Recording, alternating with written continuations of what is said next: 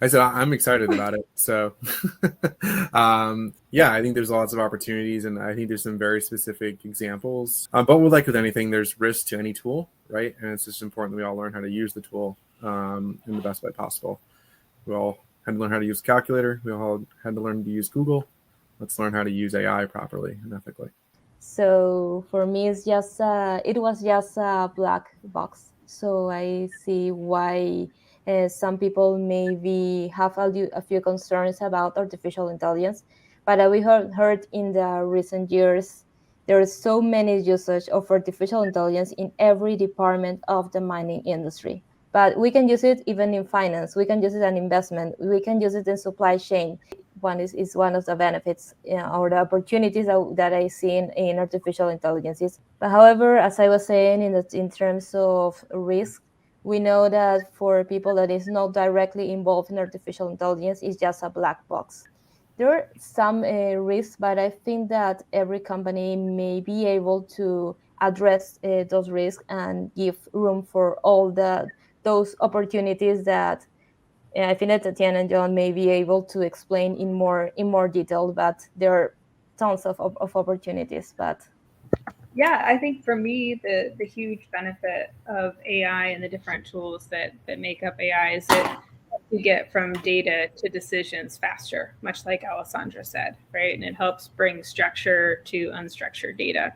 I think the risk that I see is not so much the risk of the technology itself, but I worry sometimes that people don't understand garbage in is garbage out. So if you put data that's inaccurate or incomplete into any kind of technology, the product you get out of that is also going to be inaccurate and incomplete.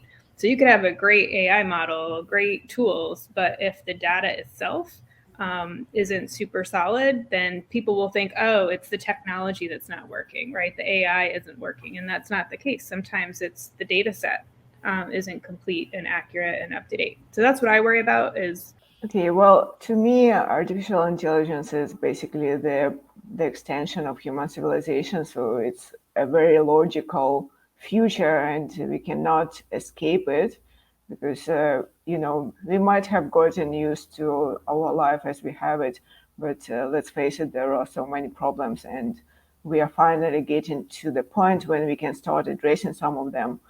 And that is pretty much everywhere. If we talk about mining, we don't want to send humans to somewhere where humans shouldn't go. Think about space, right? How long are we going to send real, actual humans to potentially face very adverse conditions in space? We don't really want that until we make it comfortable. But we already want to mine something in space, so we need to send robots that can make decisions, that can adjust to the situation and handle what is happening towards them. So we cannot give them all the answers because we do not have answers, and that's exactly what artificial intelligence is.